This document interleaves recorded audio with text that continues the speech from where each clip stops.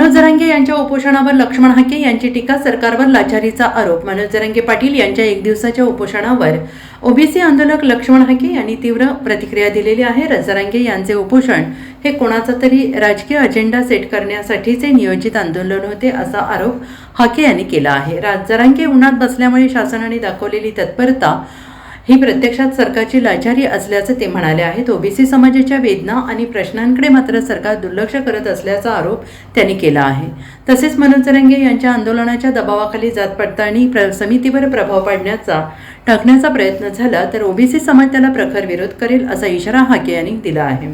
संख्येच्या बळावर जात प्रमाणपत्रे देण्याचा प्रयत्न झाल्यास बोगस प्रमाणपत्रे जारी करणाऱ्या कार्यालयांविरोधात तीव्र आंदोलन छेडलं जाईल असंही त्यांनी म्हटलेलं आहे। मात्र त्यांनी केलेल्या काही विधानांमध्ये कायदा हातात घेण्याचा उल्लेख असून अशा प्रकारच्या कृती बेकायदेशीर ठरू शकतात, त्यामुळे त्यांच्या भूमिकेची राजकीय आणि सामाजिक वर्तुळात चर्चा सुरू झाली आहे।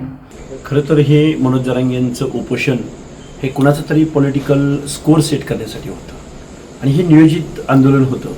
मुळात जरांगे आज दिवसभर उन्हात बसला म्हणून ह्या शासनानं जी काही तत्परता दाखवली ही शासनाची तत्परता नव्हती तर एक लाचारी बघायला मिळाली शासनाची।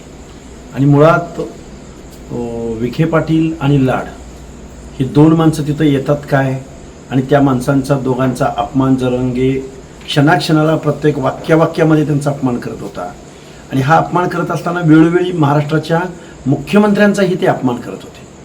म्हणून एवढं अगतिक आणि लाचार सरकार आला मला बघायला भेटलं।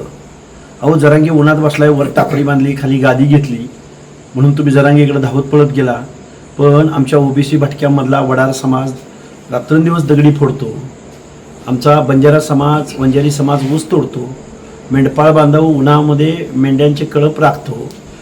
या लोकांचे दुःख वेदना या गोष्टी या सरकारला कधी दिसत नाहीत, पण मनोज जरांगे त्या आंदोलनाला बसले आणि एकदम लाचार सरकार आम्ही बघितलं।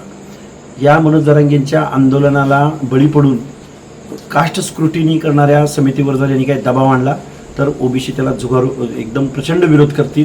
त्याचबरोबर ज्या तहसील कार्यालयामधून फक्त संख्येच्या बळावरती जर कास्ट सर्टिफिकेट इश्यू केली जाणार असतील तर वेळ पडली तर आम्ही असे बोगस सर्टिफिकेट इश्यू करणाऱ्या तहसीलदार कार्यालयावरती हल्ले करू, तहसील कार्यालयावर हल्ले करू आणि आम्ही प्रसंगी कायदा हातात घेऊ। आम्ही संविधानाची भाषा कायद्याची भाषा बोलणारी माणसं आहोत, पण बेकायदा कृत्य जर गव्हर्नमेंट करायला लागलं मनोज जरांगेच्या सांगण्यावरनं तर आम्ही या सगळ्या आस्थापनांवरती आम्ही हल्ले करायची सुद्धा भूमिका इथून पुढच्या कालावधीत घेऊ। बरं, एक शेवटचा प्रश्न, आपण 100 सभांचं नियोजन केलेलं आहे, आतापर्यंत किती सभा झालेल्या आहे? आत्तापर्यंत 19 सभा, आज आम्ही 19वी सभा घेऊन आलोय। आमच्या सभांना 1000, 2000, 3000, 5000 लोक जमा होतात। आम्ही ठरवले ओबीसी बांधवांना सगळ्यांना एकत्रित करायचं आणि आपलं काय म्हणणं आहे हे जर सरकार ऐकणार नसेल तर जनता सार्वभौम आहे आणि ओबीसी मतपेटीतनं एकीतून संघटनेतून सरकारला जाब विचारतील। Bureau report, SBN Marathi, Beed.